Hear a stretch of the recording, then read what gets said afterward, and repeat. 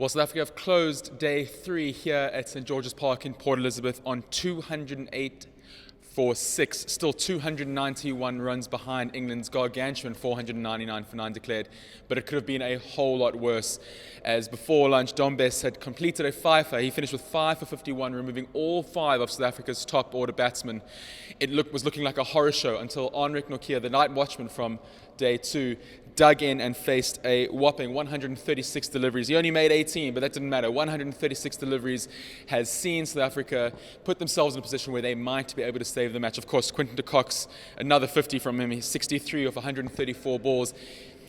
He's not really confounded by the situation, is he? He cuts when he wants to, he drives when he wants to. One glorious drive of Mark Wood, who was bouncing him consistently, was a real highlight. He cuts with those late wrists. But as I said, England are still very much in the driving seat. There's kind of been a theme of this series since we got to Cape Town, hasn't it? England just one on top, looked like a much better rounded cricket side. South Africa's top order, well, spin. You know, they say the ancient Greeks thought that Phobos and Deimos, the two deities, ruled the battlefield, that just an inkling of fear would spread like wildfire until the whole army was running like scared cattle.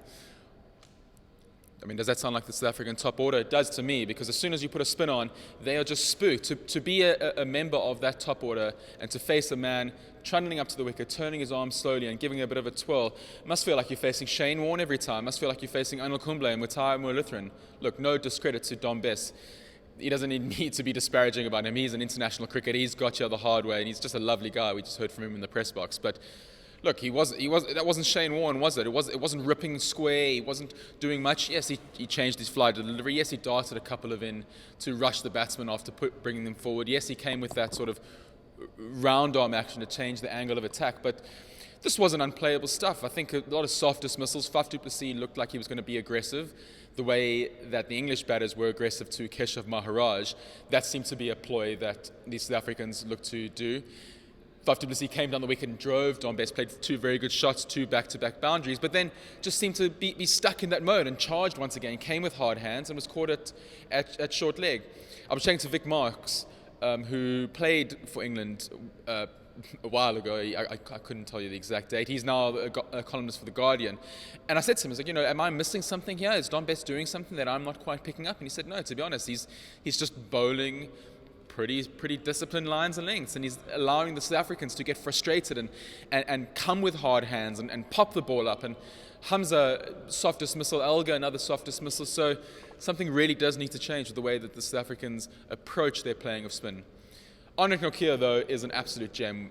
Fast and aggressive with the ball, lovely man to talk to in the press conference, and with the bat, just an absolute stonewall. He refused to get bombed out by Mark Wood, who I thought he played very, very well, by the way, climbing high and riding the steep bounce. To the spin, he played with soft hands. His entire purpose was just not to go out, and he didn't do that.